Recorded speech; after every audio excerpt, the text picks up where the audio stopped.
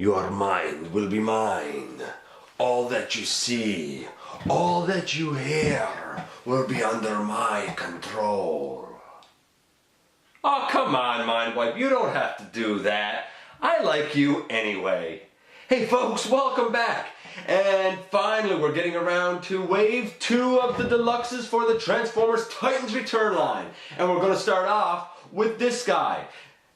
This is Mindwipe and his little partner Vorath. And these guys are going to be the focus of the latest GotBot True review. Unless he controls my mind, then I don't know how true it will be. Stick around and we'll find out together.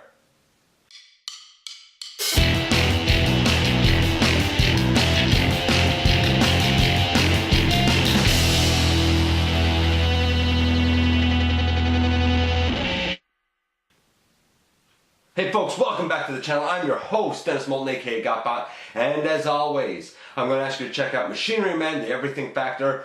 Check me out everywhere, and like, comment, subscribe, all of that good stuff, and we're going to get right into Mindwipe. And before we do, before we get right to the main event, I'll take him out of it just for a moment, and we will start with this. The collector card. It's, you know, it's a collector card. It's whatever. It's okay. But at least with these, I like that we get stats on the back. And if you're going to have a card, I've always said, they should make sense. And this makes sense. And I feel like the stats are pretty good for him, to be honest with you. I think that for what we would think of for Mindwipe, this pretty much makes sense. So we'll take that out of it. I guess really quick, since I have it, I'll bring in this and back this up a bit. There's the package, and if we turn it around, we get all the normal stuff on the back, and it basically says that Vorath helps Mindwipe to control minds. Big shock there. We will bring him back in and refocus this again. And we'll take a look at this guy. We're going to start off, of course, with, I want to say it's paint apps, but I feel like, again, with these guys, we've got to do something first. I'm going to take this out, and I'm going to take this out. That's the accessories he comes with. And of course, they can go into 5mm ports on his arms for storage, which is great. Now, why did I take these off? I took these off because I just want to kind of deal with them now and sort of get them out of the way before we get right into the main event of the figure. He comes with this thing. I guess it's a shield with a couple of blades on it. It kind of looks like a dangerous slide. There's a peg up here, and you can stick the gun in there like that. And of course, if you want, you can put Vorath in here, and you know, just because we can, I'm going to open up Vorath, and I'm going to, I guess, put his arms out, and I'm going to place him here in the seat like that. Basically, that's pretty much what you're looking for. We're going to take these off for now. They're pretty good. It's okay blaster, it's okay shield, it's whatever. If we take Vorath and put him in head mode, I'll try to show this now too. There's Mindwipe's head. Pretty good head sculpt, I think. I like it. Of course, he opens up like the rest to transform. He is a little bit different than the other ones, and I'll show you why. Of course, he has the same articulation with the shoulders on little ball joints, with the head on a little ball joint, able to bend at the knees and the waist, but you'll notice he does not have the little, you know, his legs aren't pinned, nor does he even have the hole for the pin to go in. They're just sort of there. It looks pretty good, but I mean, again, these guys are like a 2, 3, you know, they're ahead. It is what it is. They're not the star of the show, but still pretty good in their own right. So, that being said, we will put him back on Mindwipe for now. Just like that. And of course Mindwipe falls over. Great. Well actually paint apps first. We'll do paint apps first. I'm going to give his paint apps at 8.5. Here's why. Because in bat mode, the wings have more purple on the inner part of the wing, the part that you see, and we'll get to that later. It should be more maroon. I've thought about painting it, but a lot of people call this brown, like here and down on his shin and whatnot. I call it more of a maroon than I do a brown, to be honest with you. And I wouldn't want to have a mismatch by just painting it red. Also, his forearms should also be purple. His fists are sometimes purple, sometimes black. But because the forearms should be purple, and because of that missing maroon, I'm going to give it 8.5. It is really good. And I think the Transformers Legends version probably has those couple of extra little paint apps. I have thought about painting the forearms, but I don't want to compromise the purple match. And I'm okay with those being black, to be honest with you. Doesn't bother me. Of course, it matches up even better with the original G1 toy. So yeah, 8.5 for me for paint apps. It looks good and I love the purple. It's bright and it's bold. Next we move into posability, playability. He's a little limited as a bat. The legs don't do much, and the head is always looking forward. Like if he stood up like this, the head will always be looking forward. It can't like look forward when he's flying like this. We'll see that more in bat mode when we get to it. In this mode, well, the head goes left and right and can look up and down ever so slight, but it's not really going to hold the pose up or down, to be perfectly honest with you. These little pieces, they can move back and forth. They're only soft rubber plastic. Nothing to get excited about. The arms, they can go around 360. There's a bicep swivel. Of course, I find the bicep swivel on this one to be a little bit tighter. There's a nice deep elbow that, because of transformation, can actually bend all the way up. I think that looks fantastic. In terms of, you know, articulation. The wrists, they can fold back like that for transformation, but that's about it. Does he have a waist? I don't think he has a waist. No, he doesn't, maybe he does. Yeah, if the head's up out of the way, he does have a waist. If the bat head is up out of the way, he does have a waist. The shoulders can go way out. If you use the transformation joint, you get even more of a range, so that's fantastic. The legs go way out. They're on nice tight joints.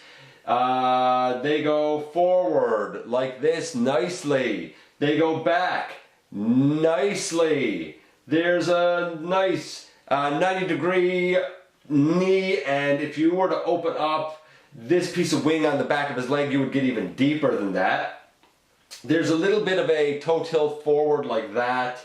That's really because of transformation. But overall, his robot mode is pretty great and quite stable. Now, here's the one odd thing. And it's not a bad thing, it's actually a good thing. I feel like the plastic for this guy is a little bit different. There was a large, I feel like it was maybe a licensed third-party, non-transforming Action Master style Scorponok, and the plastic used in that is what reminds me of the plastic in this. I feel like the plastic has become lighter, which is okay as long as it stays sturdy, but I feel like it feels a little bit different on this guy, especially on the arms. It feels good, but it does feel kind of different. Overall, for posability, playability, because of the limit of his bat head not moving, and really, I guess that's about the only limit, I'm gonna give it a 9. I think it's really good for what we're dealing with. Maybe 8.5, maybe 8.5. So right now, this guy's scoring a grand total of about 8.5, and we have to get into transformation. Before we do that, I'm just gonna show him really briefly with this guy. It is, ooh, he fell over. Put him up. It is Skull Smasher, and he's a little bit shorter than Skull Smasher, to be honest with you. But I'm still cool with it. He's still a nice size in hand. I looked at Skull Smasher in full in episode 152. So transformation for this guy. Let's get right into it. Where do I want to begin here? I guess we'll start by taking Vorath off for now, and we will just lay him to the side. Next, you want to... What do I want to do next?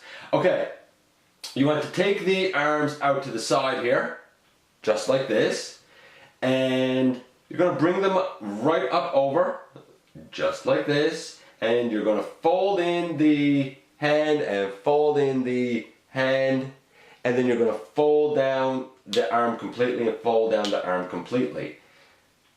Just like that. And then you're going to take him and turn him around this way, because his elbows basically become his feet in bat mode. Next, these little soft rubbery wings are on this little purple joint here. You're going to bend that all the way back, and you're going to do the same on the other side and bend it all the way back. So now they are back out of the way. Next, you want to open up the legs here because they're going to become the bat wings, and you want to untab the wing. There's a little maroon tab right here on the wing that goes into a little slot on the back of the leg, and you want to basically unfold the entire leg. Pardon me, I'm battling a little bit of a cold here.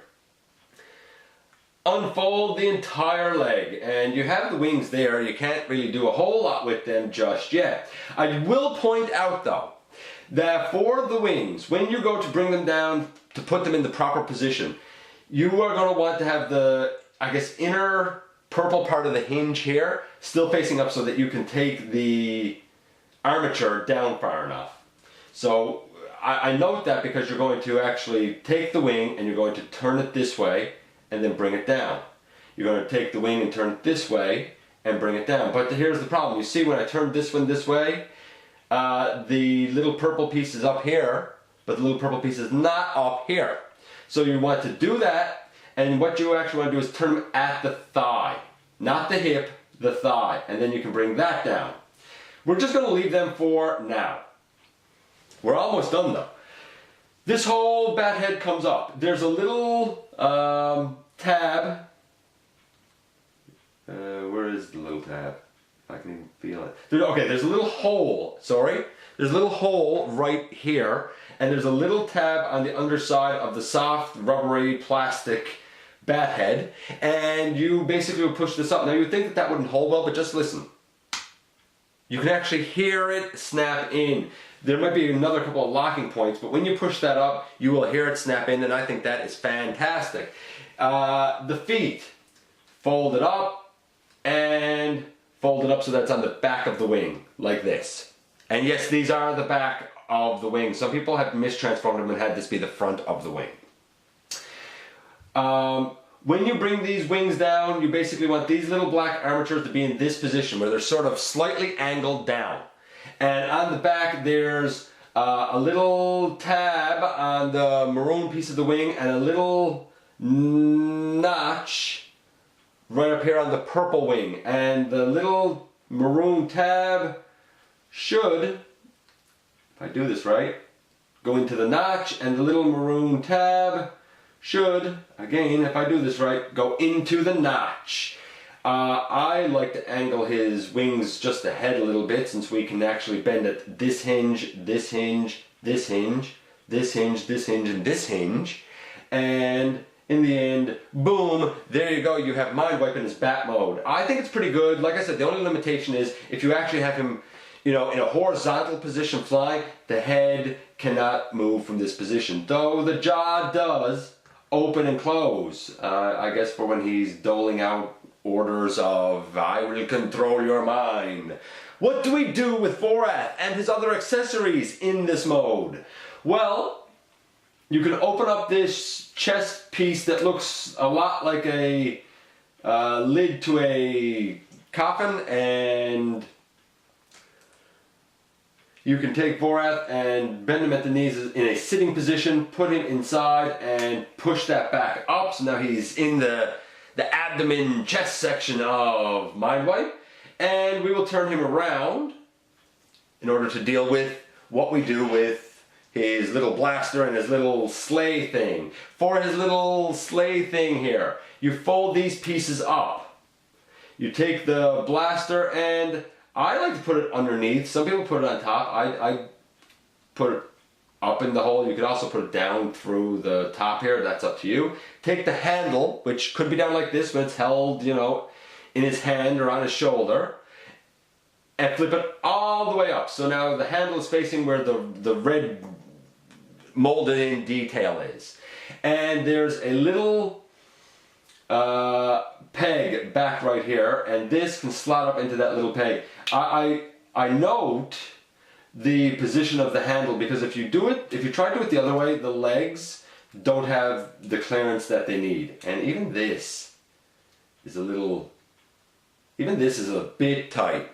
But there you go. It gives him a bat tail, I guess. That's what we'll call it. We'll call it a bat tail. I like him. I think Mindwipe looks cool. It's a different mode. I think the way the legs was done is absolutely ingenious, to be honest with you. I love it how they fold right out, and when they fold in, yeah, okay, technically they're hollow inside, but you don't see those hollow pieces. I think that he turned out really good. The transformation is fun, quick and easy.